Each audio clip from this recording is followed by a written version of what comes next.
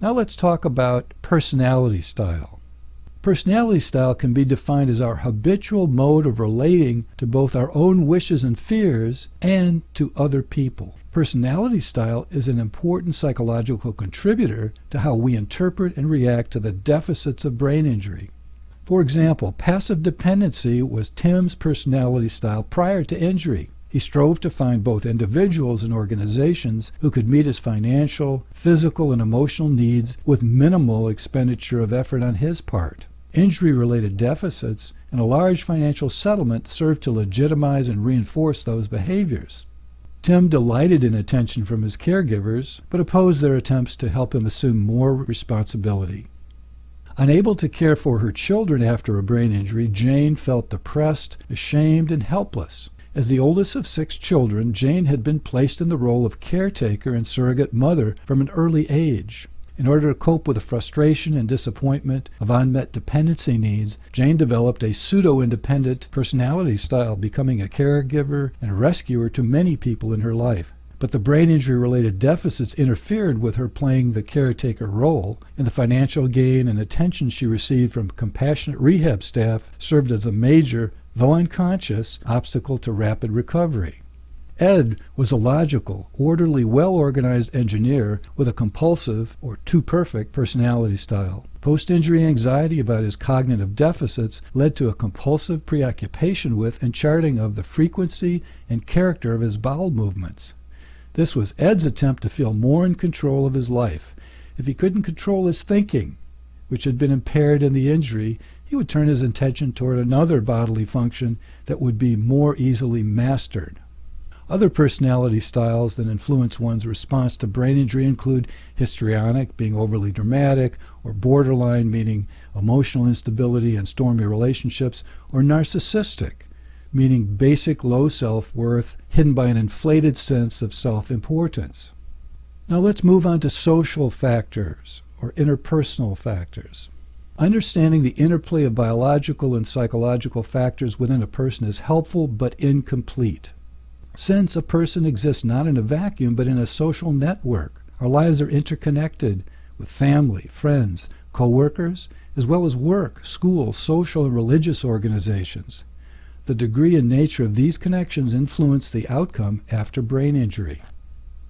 One unconscious motivation of Dorothy's multiple post-injury emotional setbacks and physical setbacks was that Dorothy was only allowed to see her favorite sister when Dorothy was hospitalized, since Dorothy's husband had forbidden the sister to see her at any other time. Bill, a brain-injured Army veteran, managed to emotionally decompensate and be rehospitalized just often enough to qualify for his Veterans Administration disability benefits. Mike was isolated, suspicious, and argumentative prior to his brain injury, estranged from his ex-wife, children, and his parents. His injury-related deficits served only to magnify his premorbid suspiciousness and to widen the rift between him and his family. Thanks to a generous financial settlement and extreme family dedication and commitment, Frank received a comprehensive home-based rehabilitation program, which resulted in dramatically improved cognitive, emotional, and behavioral functioning. It also helps us to keep in mind that the family's response to a brain-injured member depends on the nature of the relationship prior to the brain injury and the special psychological meanings to the family of the survivor's deficits and the family's coping style. For example, Susan's husband was a devoted caretaker, bearing with little protest the emotional and physical strain of her brain injury-related disabilities.